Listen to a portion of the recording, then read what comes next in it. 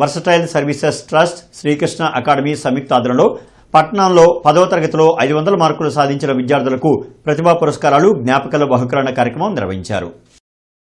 తాలూకా సెంటర్లోని functions building లో జరిగిన ప్రతిభా పురస్కారాల కార్యక్రమానికి ముఖ్య అతిథిగా మాజీ మంత్రి నక్కా ఆనందబాబు హాజరయ్యారు. ఈ సందర్భంగా ఆయన మాట్లాడుతూ గత 20 సంవత్సరాలుగా కృష్ణదేవరాయలు, అభినంద్ యాదవ్ ఆధ్వర్యంలో విద్యార్థులకు మెరిట్ స్కాలర్షిప్లు అందించడం అభినందనీయమన్నారు.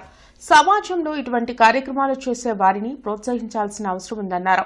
ఈ కార్యక్రమంలో Angirekula Varaprasad, excise deputy commissioner Srinivas, Uggam Sambasivarao, కళాకారుడు రమణ, కట్టబోయిన నరసింహారావు, కొర్రపాటి సురేష్ విద్యార్థులు పాల్గొన్నారు.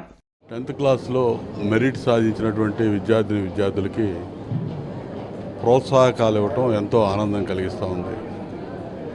ఎక్కువగా ప్రభుత్వ బడుల్లో చదువుకున్నటువంటి పిల్లలు ఈరోజు ఈ ప్రోత్సాహకాలకు ఎంపిక చేయడం అనేది మరీ ఆనందం కలుగుతూ ఉంది. సామాజికంగా, ఆర్థికంగా వెనుకబడిన కుటుంబాల్లో పిల్లలు ఒక మట్టిలో మాణిక్యాలలాగా ఈరోజు వారి యొక్క ప్రతిభని కనపరచడం అనేది మనందరూ కూడా ఆనందించదగ్గ విషయం.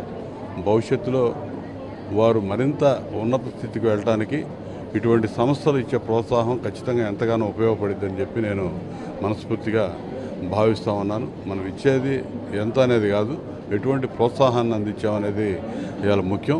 సమాజంలో ఈరోజు భావి భారత పౌరులుగా తీర్చిదిద్దబడే ఈ విద్యార్థులు ఈ ప్రేరణతో ముందుకెళ్తారు.